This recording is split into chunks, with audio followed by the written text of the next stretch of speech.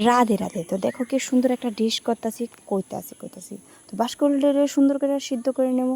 আর এদিকে শুকনো মরিচ এটা সুন্দর করে টাইলা আসা কুইটা নেবো, দিয়ে দিছি তেলটা গরম হলে দিয়ে দেবো মরিচটি। তো মরিচটি সুন্দর করে টাইলা নেবো যাতে এটা ভাজা ভাজা হয়, যাতে এটার স্মেলটাও যাতে থাকে আর ঝালটাও যাতে না লাগে। তো সুন্দর করে দিয়ে দেবো পেঁয়াজটিরও সুন্দর করে ভাজা নেবো। তো যারা শীতল দিয়ে খাইবে তারা শীতল দিও, যারা শীতল দিয়ে খাইতে না তারা শীতল দিও না। তো আমি দুই রকমের করছি, শীতল দিয়ে শীতল ছাড়া। তো সুন্দর করে এই চাটনিটা হয়ে গেছে, বাঁশকলাইটি যেটি সিদ্ধ করে রাখছি এর মধ্যে এই চাটনিটি ভুইরা দিন। তো সুন্দর করে দেখো আমি প্রসেসটা দেখাইতেছি কেমনে ভরতে লাগে। তো সুন্দর করে ভুইরা টুইরা এটারে মানে পুরো রেডি, যাতে যতক্ষণ অবধি যাতে এটা যাতে বাইরে ওইয়া যাতে না হয়, যাতে ভাজার সময়। তো সুন্দর করে তেলের মধ্যে একটা করে দিয়ে দিব, সুন্দর করে ভাজতেছি। তো ভাজাটা তোমরা তো জানো ভাজা কেমনে করতে লাগে, একটু লাল লাল না হইলে টেস্ট নাই। তো সুন্দর করে আমি লাল করে ভাজা হয়ে যেতেছে, আর আমি এদিকে যেটি শীতল ছাড়া ইডরে আবার ভরতেছি। তো এটারও বাজা নেবো।